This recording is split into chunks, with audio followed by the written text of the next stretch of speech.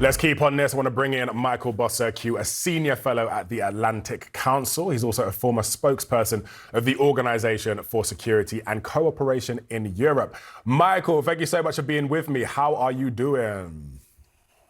I'm doing pretty good, thank you. A bit of a noisy night here in Ukraine due to Russian drones and missiles, but we're all safe, thank goodness. Thank goodness. In fact, let's stick on that. I want to talk more about Ukraine, obviously. So EU leaders will hold an emergency summit on Ukraine as the US says it will hold peace talks with Russia without any European involvement. So what is the strategy here? Is Europe trying to squeeze its way back into the conversation? Does it fully need to change its approach to make things happen? What's going on? Well, hard to say because there are so many different tracks going on. But what I will tell you is Mr. Zelensky made a lot of valid points there in Munich.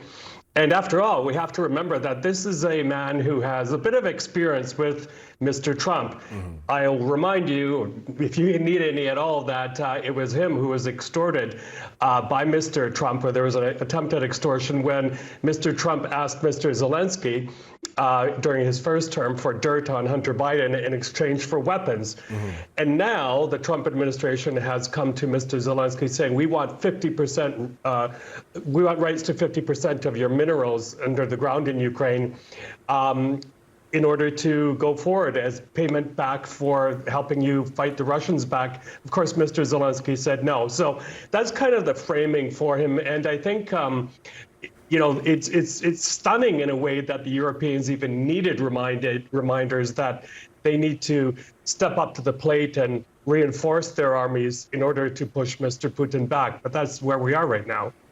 Let's get a bit deeper on the European armed forces. So Zelensky is making a push for them, claiming that Europe can't rely on the US for defense anymore. I just want to understand this idea of European military forces and whether they will actually change anything. The details are pretty bare, but we do know that Mr. Macron and others have discussed some sort of force in Ukraine, boots on the ground, more so, I think, as a peacekeeping operation. But, the Europeans are caught in a situation, as are the Brits, where they have very little wiggle room in order to bolster their forces. They have many competing demands, housing, broken health systems, that sort of thing. So it's a pity that they didn't take the warnings more seriously in February of 2022 when this full-scale invasion happened. A lot of economies, a lot of leaders should have told their electorate that we have to go on a wartime footing. We need a wartime economy in order to make those funds more available for military buildup. But that never happened. And now it's Mr. Putin, I'm sure, is sitting back smiling, saying, look at what a weak situation Europe is right now, and I can pretty much do what I want because there's very little red lines set by the United States right now as well.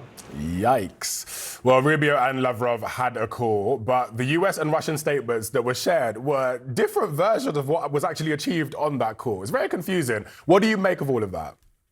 I'm pretty shocked. Fred's readout there was pretty accurate.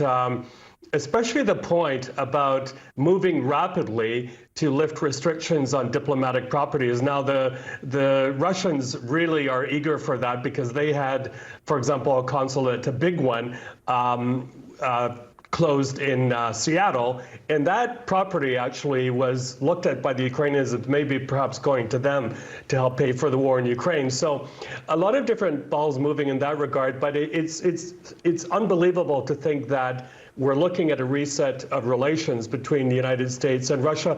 And, I wish the Americans would at least say to the Russians, okay, we'll start talking to you as long as you give up your friendships with thugs in Tehran and in Pyongyang, the very ones that are arming Russia, and also North Korea sending troops to Russia. It's beyond belief what is going on right now.